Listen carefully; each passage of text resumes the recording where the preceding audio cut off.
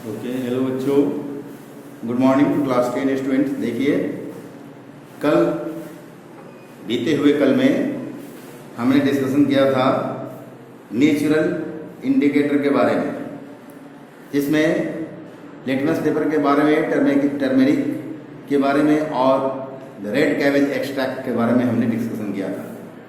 आज हमको देखना है ऑल्फैक्टरी इंडिकेटर्स के बारे में।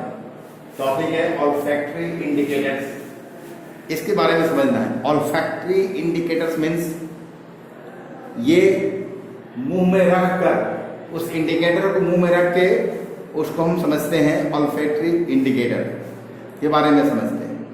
The term olfactory means relating to the sense of smell, है ना। स्मेल, कोई वस्तु को मुंह में रखते हैं तो स्मेल होता है, कोई और बहुत सारे वस्तुएं हैं जिसको कि हम बाहर से ही स्मेल करते हैं। तो एक्चुअली ऑल्फैक्टरी का मतलब हुआ relating to the sense of smell. Sense of smell से संबंधित है ऑल्फैक्टरी, है ना।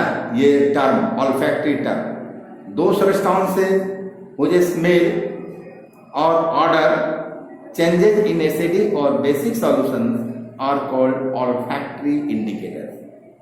यानी कि कुछ ऐसे पदार्थ होते हैं जिनका जो नेचुरल स्मेल होता है, वह क्या होता है, नेचुरल स्मेल उनका चेंज हो जाता है, परिवर्तित हो जाता है एसिडिक या बेसिक सॉल्यूशन में, तो उन्हें हम ऑल्फैक्टरी इंडिकेटर कहते हैं।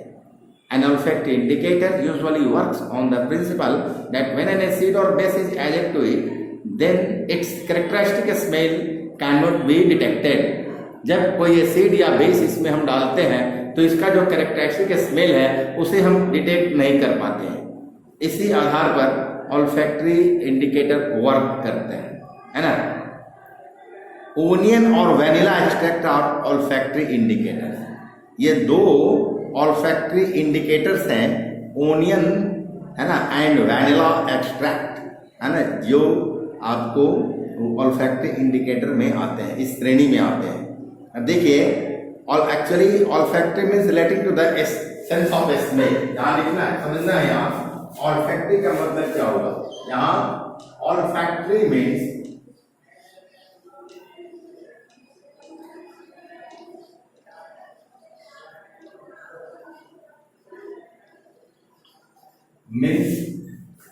relating to smell,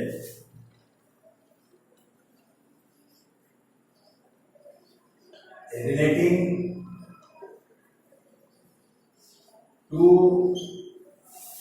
sense of smell, है ना, to the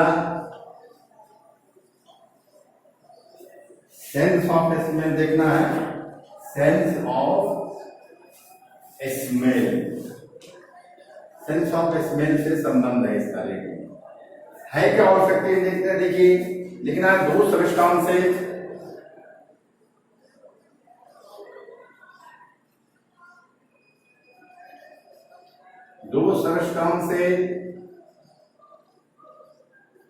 वैसे पदार्थ, दो स्रष्टाओं से हु स्मेल, ना, चेंजेस, हुज स्मेल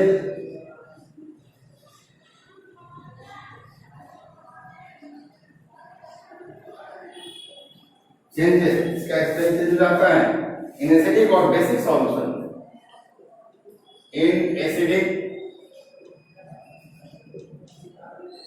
और बेसिक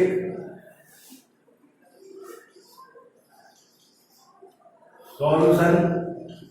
एसिडिक या बेसिक सॉल्यूशन में, है ना, solutions are called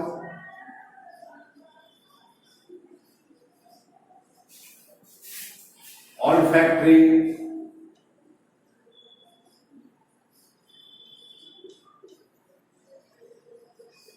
indicator.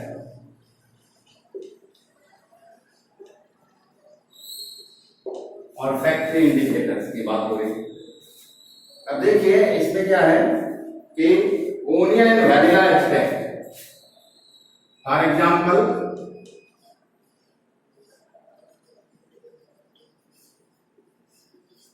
onion and vanilla extract, है ना, वैनिला एक्सट्रैक्ट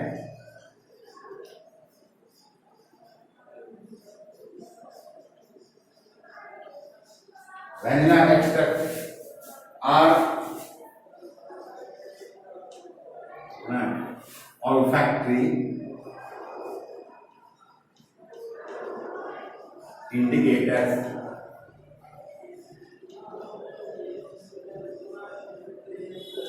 होता क्या है इसमें देखिए, ये तो ऑल्फैक्टरी इंडिकेटर्स है, ये हम समझ गए। ओनियन और vanilla extract. Onion has a characteristic smell when a basic solution like sodium hydroxide or potassium hydroxide solution is added to a cloth stripe treated with onions। किसी क्लॉथ पर अगर हम सोडियम हाइड्रोक्साइड या potassium hydroxide का solution डालते हैं, ये alkali solution हुआ, यानी बेसिक सॉल्यूशन हुआ, बेस में भी अल्काली का सॉल्यूशन हुआ, सोडियम हाइड्रोक्साइड सॉल्यूशन या पोटेशियम हाइड्रोक्साइड सॉल्यूशन, है ना, या लिथियम हाइड्रोक्साइड सॉल्यूशन। तो इसको हम किसी क्लॉथ स्ट्राइप पर डालते हैं, है ना, और जब उसका ट्रीटमेंट करते हैं ओनियन के साथ, ओनियन एक्सट्रैक्ट मतलब प्याज के रस जब उस पर फिर डालते हैं, पहले क्लॉथ कपड़े का स्ट्राइप लिया, सादा कपड़ा का स्ट्राइप, उस पर क्या किया हमने, पोटेशियम हाइड्रोक्साइड का सॉल्यूशन का 2-4 बूंद डाल दिया, और उस पर प्याज का हम क्या किए, रस थोड़ा डाल दिए 2-3 बूंद। तो हम देखते हैं क्या, then the onion smell can not be detected. तब प्याज का जो गंध होता है, कैरेक्टरिस्टिक गंध होता है प्याज का, हम जानते हैं onion has a characteristic smell, this characteristic smell of onion can't be detected.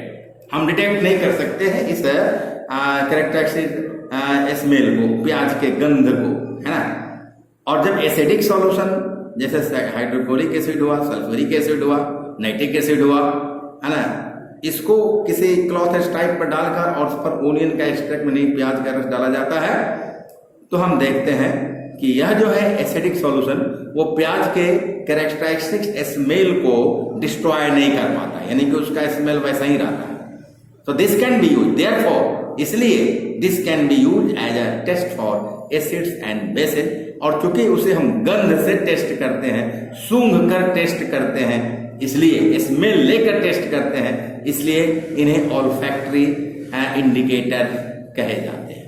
ये कहा जाता है, इन्हें ऑल्फैक्टरी इंडिकेटर्स कहा जाता है।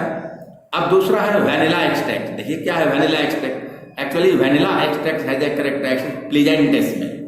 इसका कैरेक्टरिस्टिक प्लीजेंट स्मेल होता है वैनिला एक्सट्रैक्ट का, है ना, वैनिला से निकाला हुआ, है ना, उसका जूस हुआ, रस हुआ।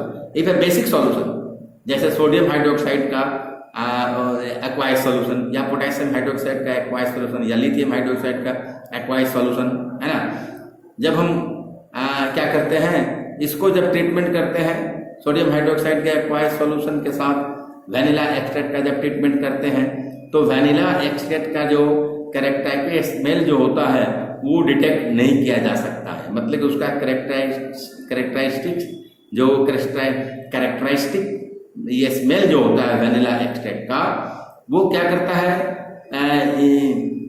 ये जो है आपको सोडियम हाइड्रोक्साइड वो क्या करेगा, उसको डिस्ट्रॉय कर देगा। सोडियम हाइड्रोक्साइड डिस्ट्रॉय कर देगा, यानी बेस जो है यानी अल्काली डिस्ट्रॉय कर देगा। So the characteristic smell of vanilla extract can not be detected because characteristic smell of vanilla is destroyed by the alkali solution or basic solution, जिसे हम सोडियम हाइड्रोक्साइड का एक्वाइज सॉल्यूशन बोलते हैं। तो उसके द्वारा क्या हुआ, जल में तैयार क्या हुआ, सोडियम हाइड्रोक्साइड के सॉल्यूशन को, है ना, सोडियम हाइड्रोक्साइड एक्वाइज सॉल्यूशन कहते हैं। उसके साथ जब हम ट्रीटमेंट करेंगे वैनिला एक्सट्रैक्ट का, तो उसका जो कैरेक्टरिस्टिक स्मेल जो है वैनिला एक्सट्रैक्ट का, वो हम ये डिटेक्ट नहीं कर पाते हैं। An acidic solution, acidic solution में क्या होता है, an acidic solution like hydrochloric acid however does not destroy the smell of vanilla extract. Vanilla extract के कैरेक्टरिस्टिक स्मेल को ये डिस्ट्रॉय नहीं कर पाता है। कौन सा, हाइड्रोक्लोरिक एसिड, कौन नहीं कर पाता? हाइड्रोक्लोरिक एसिड या सल्फ्यूरिक एसिड या नाइट्रिक एसिड नहीं कर पाता है। तो इससे हम क्या करते हैं, है ना, इसका हम क्या यूज करते हैं? तो इसका हम यूज करते हैं एसिड्स या बेसिस को, एसिड्स और बेसिस को टेस्ट करने में हम वैनिला एक्सट्रैक्ट का यूज करते हैं। तो यही इसका जो कैरेक्टर फीचर है ओनियन का और ओनियल एक्सट्रैक्ट का और वैनिला एक्सट्रैक्ट के बेस के साथ इसका जो है ये कैरेक्टरिस्टिक, इनके जो कैरेक्टरिस्टिक स्मेल है वो बेस के साथ जब ट्रीटमेंट होता है तो वो डिस्ट्रॉय हो जाता है, और एसिड के साथ जब ट्रीटमेंट होता है तो डिस्ट्रॉय नहीं हो पाता है कैरेक्टरिस्टिक स्मेल ओनियन एक्सट्रैक्ट का और वेनिला एक्सट्रैक्ट का। बस इन्हीं गुणों के आधार पर इन्हें हम ऑल्फैक्टरी इंडिकेटर मानते हैं। अब देखिए, मान लिया जाए you have been provided with 3 test tube, 3 test tube आपको प्रोवाइड किया जा रहा है। One of them contain distilled water, इसमें डिस्टिल्ड वाटर है, और दूसरे 2 में एक इसमें एसिडिक सॉल्यूशन है और इसमें बेसिक सॉल्यूशन, लेकिन हमें पता नहीं है, एक में डिस्टिल्ड वाटर है, एक में एसिडिक सॉल्यूशन है, और दूसरे पहले में डिस्टिल्ड वाटर है, दूसरे में एसिडिक सॉल्यूशन है, तीसरे में बेसिक सॉल्यूशन है। मुझे पता नहीं है किसमें क्या, क्योंकि सब जो है पानी जैसा ही है, कलरलेस है। अब हम कैसे टेस्ट करेंगे? हमें सिर्फ रेड लिटमस पेपर ही दिया गया है, तो कैसे टेस्ट करेंगे? How will we identify the contents of each test tube? Solution है, put the red litmus paper in all the test tube, turn by turn सभी टेस्ट ट्यूब में रेड लिटमस पेपर को डाला जाता है। The solution which turns red litmus to blue, जो red litmus को blue में से चेंज कर देगा सोल्यूशन, वो बेसिक सोल्यूशन हो जाएगा। अब ब्लू लिटमस पेपर जो बना हुआ है, यहाँ फॉर्म हो गया है, उसको फिर यूज करेंगे टेस्ट करने के लिए, है ना, और दोनों में, बाकी के दोनों में डालेंगे। जिसमें ब्लू लिटमस पेपर रेड में चेंज हो जाता है वो एसिड है, और तीसरा जो है वो डिस्टिल्ड वाटर है, क्योंकि वो न्यूट्रल सब्सटेंस है। तो इस तरह से हम क्या करते हैं, उसका टेस्ट करते हैं, है ना। तो ये ऑल्फैक्टरी इंडिकेटर्स की बात हुई।